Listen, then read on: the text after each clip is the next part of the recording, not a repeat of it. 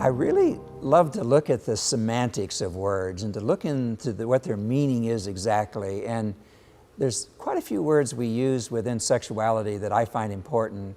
Words like virginity, words like chastity. But let me start with an interesting concept.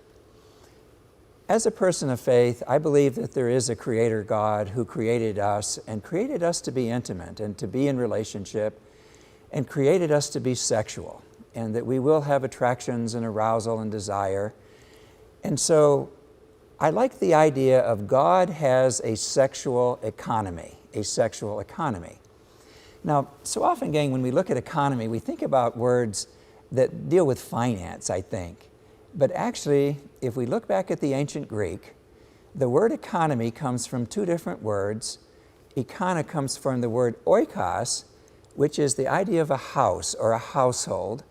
And then nomos is the Greek word for law or for rules or for guidelines.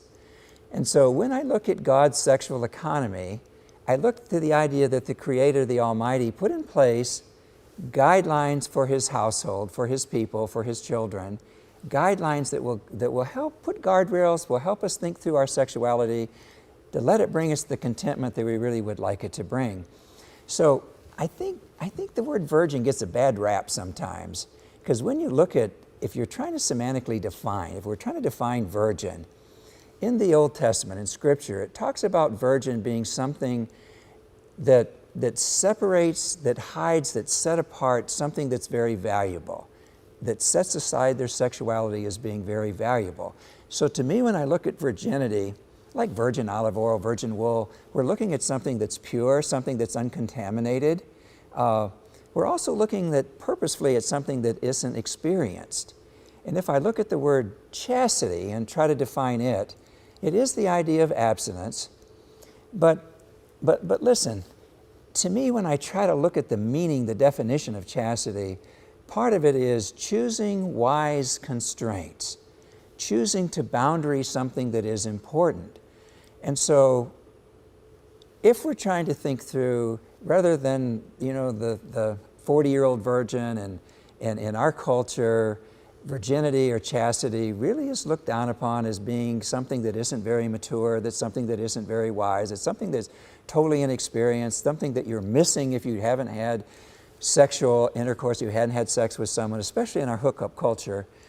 I would like us to rethink some of these words carefully and to realize that God does have a sexual economy, that He has household guidelines that are put in place actually to help us live more fully and with more joy, more freedom than if we don't have the guidelines. Sometimes I like to call them guardrails, that there's rails, there's guidelines.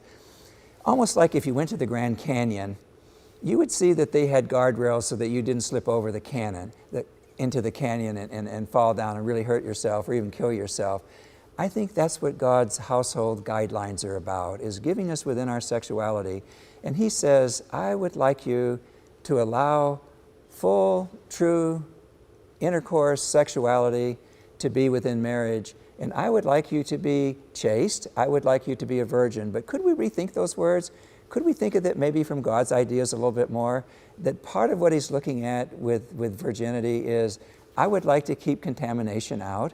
I would like to keep you with guardrails, with a fence, not because the other grass is greener, because I want you to grow a garden. And if you have wise constraints, chastity, if you have wise constraints, I think you'll reach your goals of sexual fulfillment, goals of really sexual freedom and enjoyment, much, much more if you choose to follow my sexual guidelines.